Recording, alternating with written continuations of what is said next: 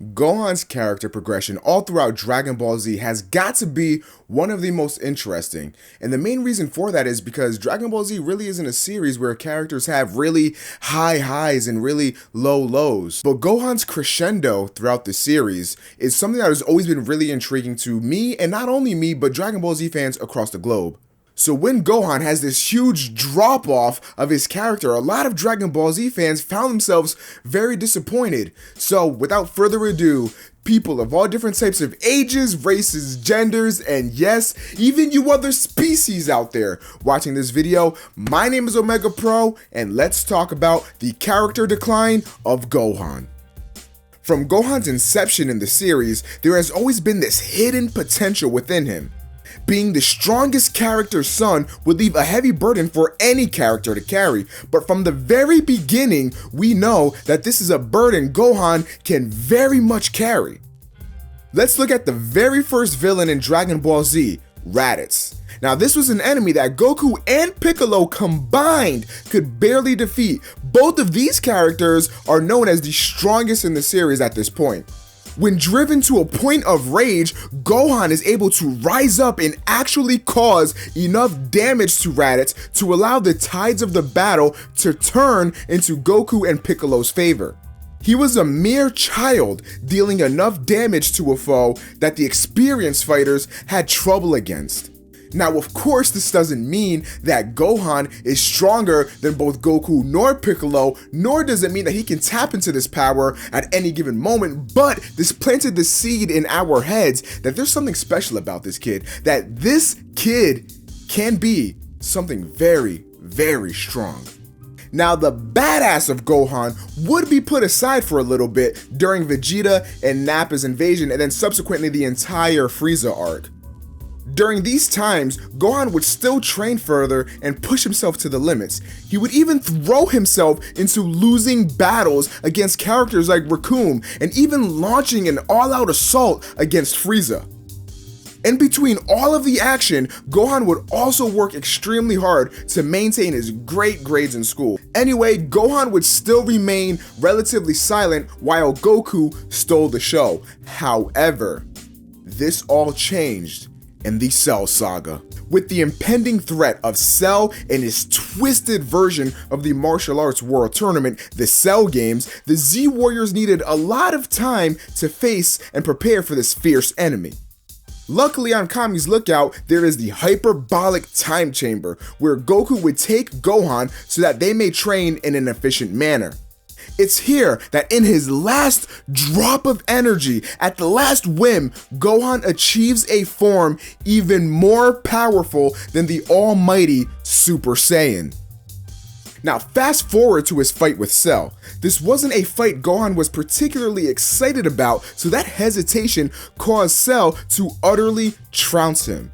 However, after learning that Gohan's true potential would be realized if enraged, Cell demolished a bystanding Android 16 who tried to help out in the fight, and this led to the absolute peak of not only Gohan's character, but possibly the entire Dragon Ball Z series.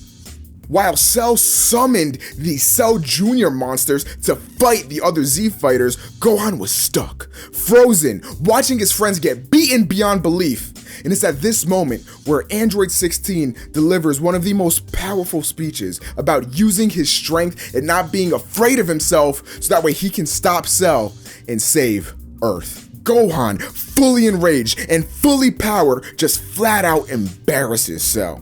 Gohan gets cocky and starts toying with Cell, despite Goku advising to just end the fight. This side of Gohan was the absolute most savage Saiyan action we've seen since Vegeta's old ways. Gohan has officially reached his character's highest point. However, it all disappears when Goku is forced to sacrifice his life to save Earth due to Cell threatening to explode Earth and taking everyone on the planet with him. Goku's efforts, however, are rendered useless as Cell regenerates back on Earth and Gohan is left to deal with what his own cockiness and power has created, an even more powerful enemy. Do I even need to mention how great this writing was? Immediate cause and effect. Gohan did something, bam, immediately. Here's the outcome, and now he's left to deal with it. The highest highs and the lowest lows. When everything looks hopeless, Cell starts powering up for an enormous Kamehameha wave to finally put an end to this battle. With all seeming lost, we get hands down the most memorable moment in Dragon Ball Z. Goku, through the power of King Kai, talks to his son Gohan. He talks confidence and hope back into him. And with that assistance, Gohan fires back a Kamehameha wave of his own and finally destroys the all-powerful Cell.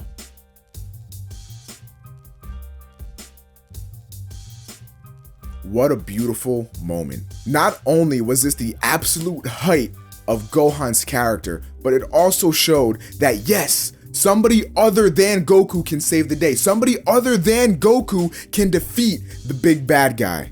Granted, this is where Akira Toriyama wanted to shift Dragon Ball Z's focus from Goku into Gohan. It still left that thought in our mind, that Gohan can do this. Gohan is very, very powerful. And not only is Gohan very powerful, he was the strongest character at that point. The strongest, no questions asked.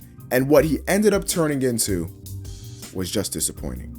Majin motherfucking Buu, the baddest villain on the block. In hopes to defeat this monster, Gohan performs a ritual with Old Kai to achieve his ultimate form, commonly named Ultimate or Mystic Gohan.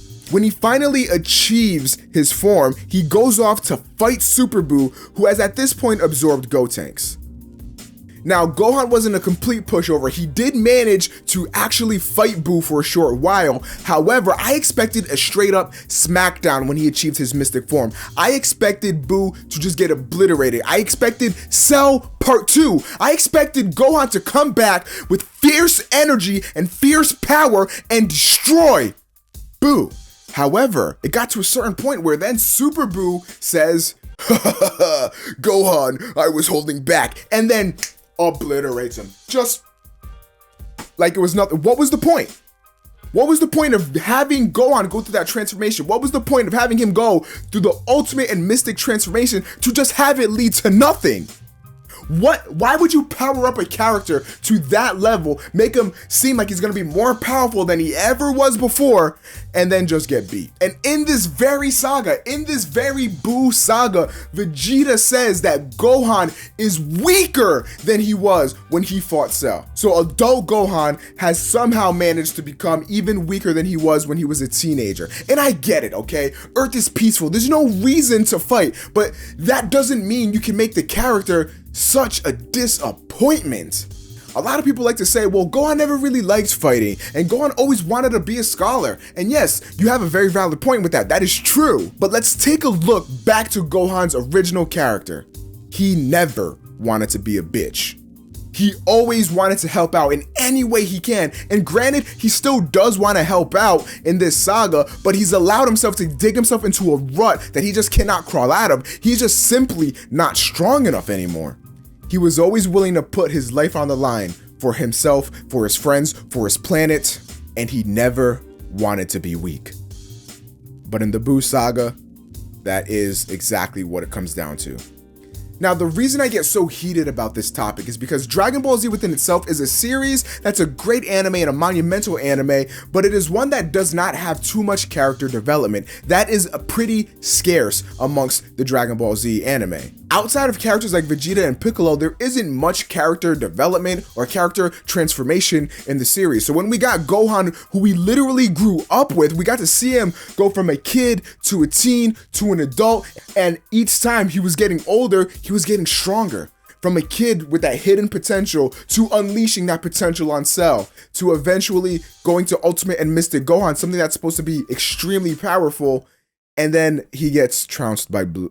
I like to imagine that Gohan was supposed to represent the viewer. I feel like Gohan was supposed to be what we would imagine ourselves as in the Dragon Ball Z universe. He was very human, very kind, but he never wanted to be weak. He always wanted to be strong, and he had this hidden potential within him that he could tap into, and he did tap into against Cell. So seeing that character development and the character transformation come to a screeching halt and seeing him just get obliterated by Buu was extremely disappointing. And what's even more disappointing is that from the looks of it, it does not look like Gohan will be doing much more in Dragon Ball Super. And that is just unfortunate. Anyway, what do you think of Gohan? Let me know in the comment section down below. If you enjoyed this video, please consider leaving a like rating and sharing it with your friends and other Dragon Ball Z fans. As always, ladies and gentlemen, my name is Omega Pro. Thank you for stopping by and watching this video. Subscribe for more like it, and I'm gonna catch you guys on the next video. Have a good one.